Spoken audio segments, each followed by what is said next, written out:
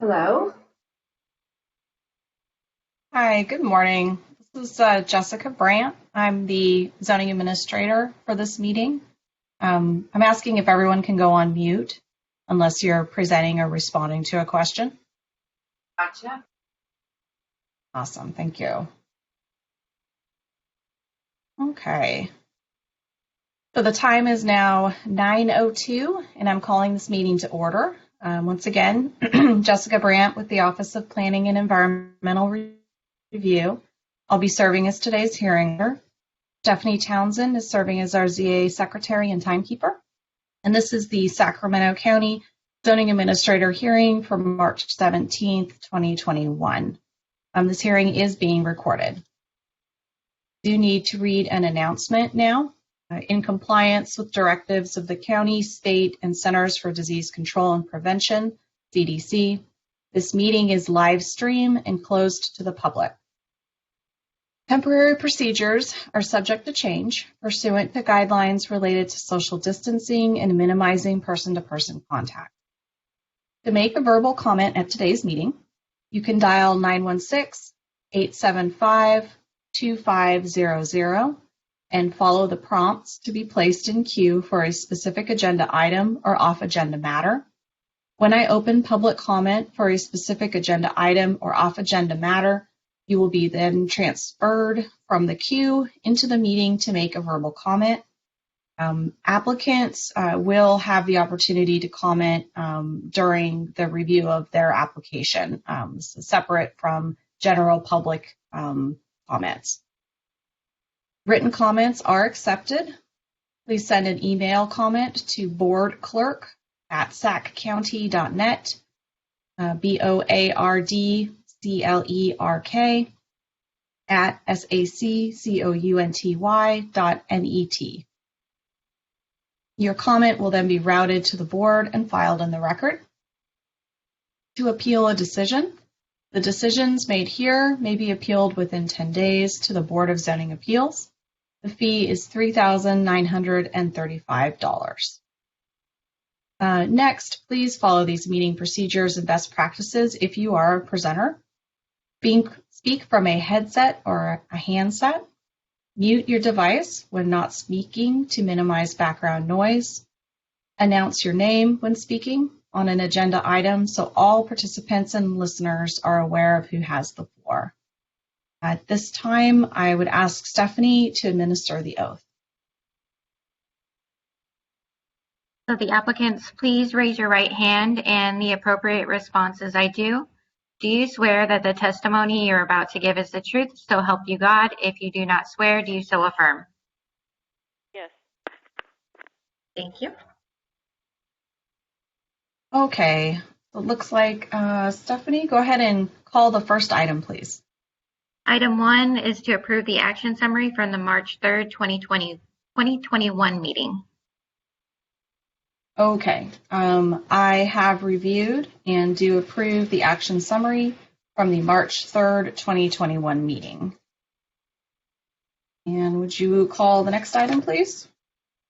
Item 2, Gilmore Heating, Air, and Solar Use Permit located at 8636D Antelope North Road in the Antelope community. Request is for a use permit and design review. Environmental doc is exempt. Okay, and it looks like we have Emma Patton as the lead planner who will provide a presentation. Go ahead when you're ready, Emma.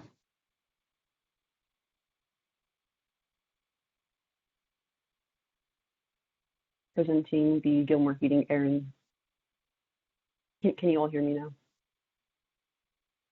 Yeah, you're good to go now. Great, thank you, Jessica. So good morning, my name is Emma Patton, and I will be presenting the Gilmore Heating, Air, and Solar project for your consideration this morning. Next slide, please. The project site is located east of Antelope North Road in the Antelope community.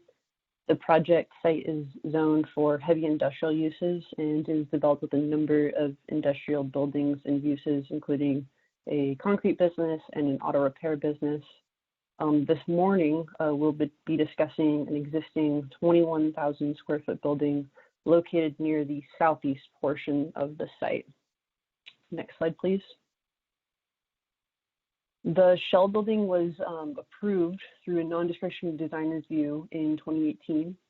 At the time, no entitlements were required for the proposal as the warehouse use was allowed by right in the heavy industrial zone. So the building surrounding the drive aisle, so the building and the surrounding drive aisle is constructed currently. The image shown here provides a glimpse of what the north-facing side of the building, the parking area, and the landscaping looks like. Next slide, please. Since the design review and construction of the building, the tenant Gilmore Heating, Air, and Solar is proposing office space within the building. Office spaces are allowed in the industrial building so long as the office space does not exceed 25% of the floor area. In this case, the tenant is proposing approximately 30% of the building be used for office space, which is requiring the conditional use permit and the design review. Next slide, please. There are some minor site modifications proposed with the tenant improvements, including additional parking area to accommodate office employees as demonstrated on this exhibit. The parking area to the north and east of the site are existing, and the new parking area located to the west of the building is new. Next slide, please. The tenant improvements for the interior of the building include the office as shown on this floor plan. The tenant expects a maximum of 37 office employees located at this facility. Next slide, please. There are also some minor modifications to the exterior of the building to close an existing roll-up door and punch in some windows to accommodate the proposed offices. Next slide, please. The landscaping to the north of the building was approved through the prior non-discretionary design review. New landscaping is proposed along the new parking area to the west of the site and will include new trees to meet parking lot shade requirements. Next slide, please. So here you can see an image of the existing condition of the parking area to the west of the building. This area will be striped with those new shade trees, which will be provided along the edge of the parking area. Next slide. So in this image, you can see the existing parking area located to the east of the building. Typically, an end island would be required for parking areas such as this. However, this parking area was required by county's building permitting and inspection section for ADA purposes and permitted as it currently exists. It's likely that the requirement for landscaping was overlooked during the building permit process. So as it is an existing approved condition where a building permit was issued, the applicant was not asked to bring this parking area into compliance with the parking lot landscape standards. Next slide, please. So per the analysis provided in the report, the project is consistent with the general plan, the East Antelope specific plan, and the zoning code with approval of the use permit. The Antelope CPAC unanimously recommended approval of the request, and the draft recommends that the project be found in substantial compliance with the design guidelines. For these reasons, staff is recommending that the project be approved subject to the findings and conditions provided in attachment 2. I would like to propose one change to attachment 2. Condition 7 reads, prior to certificate of occupancy, grant the county right-of-way on Antelope North Road if necessary, based on an 84-foot standard arterial pursuant to the Sacramento County improvement standards and to the satisfaction of the Department of Transportation. This morning, I received correspondence from DOT. DOT has determined that this property filed a parcel map in 1978, which dedicated a 42-foot right-of-way, so this condition is satisfied and should be deleted. So that concludes my presentation, and I am available for questions. Thank you. All right, thank you, Emma, and thanks for that clarification.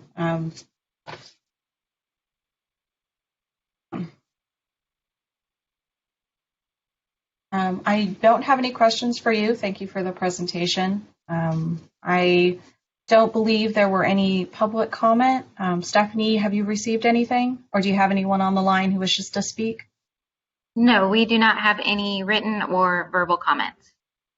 Okay. At this point, I'm opening it up to the applicant team. Do you have any questions or concerns? And have you read through the conditions of approval, and are you in agreement with them?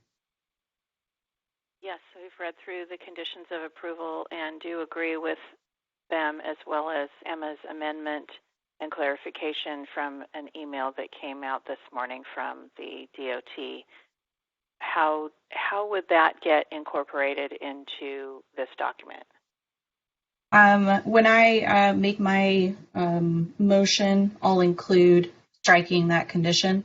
And then when Emma prepares the final documentation, it'll be removed. Okay. There was also a comment regarding the condition of approval number 8 from the DOT email, which limits the need for potential remediation for accessibility to the site directly adjacent to this tenant. It does not extend out to Antelope North Road. Wondering if we can incorporate that comment as well on the email from Pete Kockness. Emma, do you have any more information on that one? If you don't mind bearing with me for a moment, we kind of received this email pretty late, so I can read to you what Pete provided. He's saying, regarding condition of approval number 8, the applicant has had ample opportunity to have a qualified civil engineer evaluate the driveways to determine ADA compliance. However, based on our research, the property also went through the civil improvement plan process for the last time in 2018 without the need for an entitlement application. During the 2018 improvement plan check for the construction of the current building at the rear of the site, DOT did not comment on the frontage improvements for the subject site.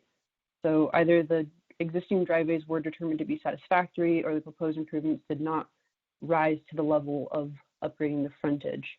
Therefore, since the entitlement is solely for the proposed conversion of existing interior warehouse space to interior office space and no additional building square footage is proposed, DOT will also waive this requirement. So thank you, Heather, for pointing that out. I guess I didn't get that far.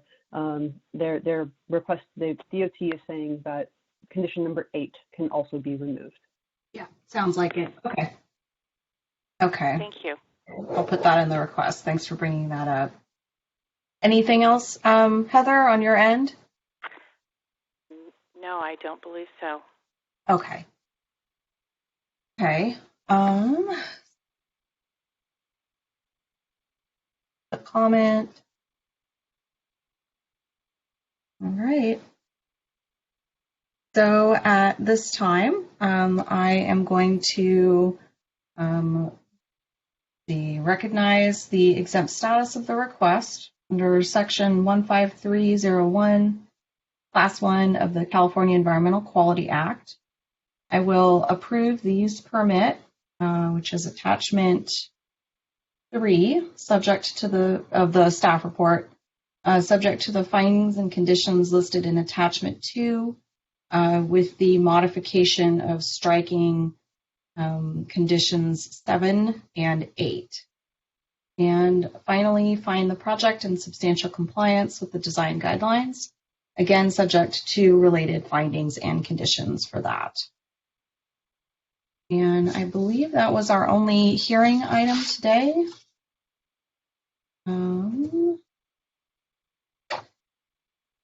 So, Stephanie, do you want to call the next item? Item 3 is a staff update. Good morning, Chris Bahuli, Principal Planner. No staff update today. Thank you. Oh, and I apologize, Heather, for this project. As I said earlier, there's a 10-day appeal period. Once that appeal period lapses, you can move forward with tenant improvements. And if there were any need to appeal, if someone did want to appeal within that 10 days, the fee is $3,935. Putting that out there. Next item, Stephanie. Item 4 zone. Oh, sorry. Pardon me. Am I excused from the meeting at this point? Yes. Okay. Thank you very much. All right. Thank you. Bye-bye. Item 4, zoning officer comments. I have no comments today. Thank you. And the last item, item 5, public comment, and we did not receive any off-agenda public comments. Okay. Well, with that, I will adjourn the meeting. Thank you. It is now 9:17. The meeting is adjourned. And I believe the next zoning administrator meeting is scheduled for April 7th, 2021. Is that right, Stephanie? That's correct. Okay. All right. Everyone have a good day. Thank you.